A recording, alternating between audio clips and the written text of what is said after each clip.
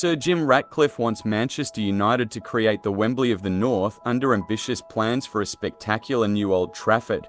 The Ineos billionaire believes the north of England should have a world-class venue to rival London's 90,000 capacity Wembley Stadium and could yet seek to lobby the UK government for funds amid Westminster's levelling up pledges. Sources close to Ratcliffe told Telegraph Sport he feels the club needs an absolute state-of-the-art, knock it out of the park, wow stadium, and we feel there's a strong argument for the country having a top-class major venue in the north or Wembley of the North. Ratcliffe's £1.03 billion deal for a 28.9% stake in United is due to gain regulatory approval over the next fortnight and comes with a guarantee of an additional £237 million of initial investment for Old Trafford. It is understood that Ratcliffe is broadly opposed to the idea of United having to relocate, but believes supporters would be amenable to the idea of a world-leading new stadium on land immediately surrounding Old Trafford, the club's home for the past 114 years. The spiritual home is important, sources said.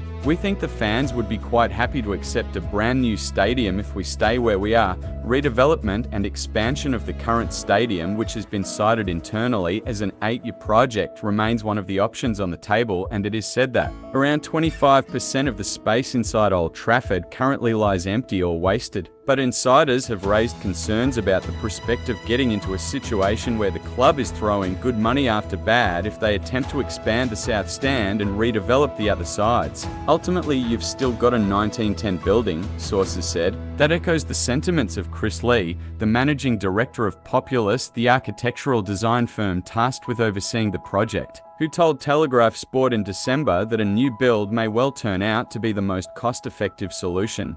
The building is reaching the end of its natural life. The cabling, the electricity supplies, everything is nearing its sell-by date, Lee added. How Old Trafford could change. Plan A, demolish and rebuild. The most radical plan Manchester United are considering would be to demolish Old Trafford and rebuild it on the same plot of land, but away from the railway line and canal. Capacity could top 90,000. It is estimated that expanding the current 74,000 capacity stadium could cost at least £800 million and potentially more, while a new ground could be in the region of £1.5 billion to £2 billion. Ratcliffe and Ineos chiefs have already begun dialogue with Andy Burnham, the Mayor of Greater Manchester, Trafford Council leaders and other civic officials over the future of Old Trafford, at the same time as starting to explore financial options, a pioneering new stadium and the potential for a surrounding sport, entertainment and community village would create jobs and provide a huge boost to the local economy and beyond. Sources suggested that such a major regeneration program could attract government funds under the Levelling Up initiative. Even with financial assistance from the state, though, United would have to drum up huge sums of money to fund such a project. Plan B, redevelop South Stand. Another option is to redevelop the South Stand, building up and over the adjacent railway line, an option made possible by modern technology. Ineos are in the process of building a new £5 billion chemical plant in Antwerp dubbed Project One, and accustomed to raising capital through large financing deals. The current debt mountain on United has become an emotive issue for many fans given the manner of the Glazers' leveraged takeover in 2005. United would have to service the debt on a new or redeveloped stadium, but sources said a project that ultimately contributed to the future growth of the club should be viewed through a very different lens to the Glazers' leveraged buyout.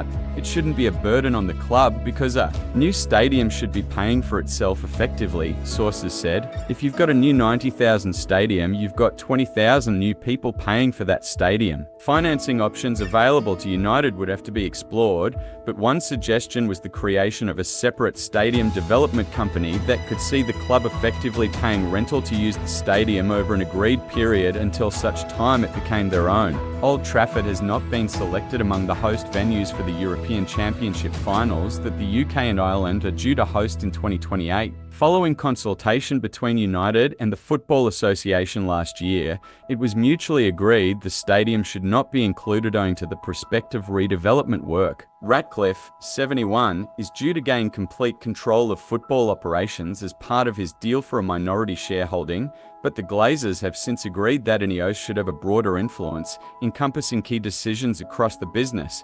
The future of Old Trafford is principal among those, and Ratcliffe A boyhood United fan who hails from Failsworth near Oldham is keen to play a decisive role in helping to drive that forward. Should United renovate Old Trafford or rebuild? Let us know in the comment.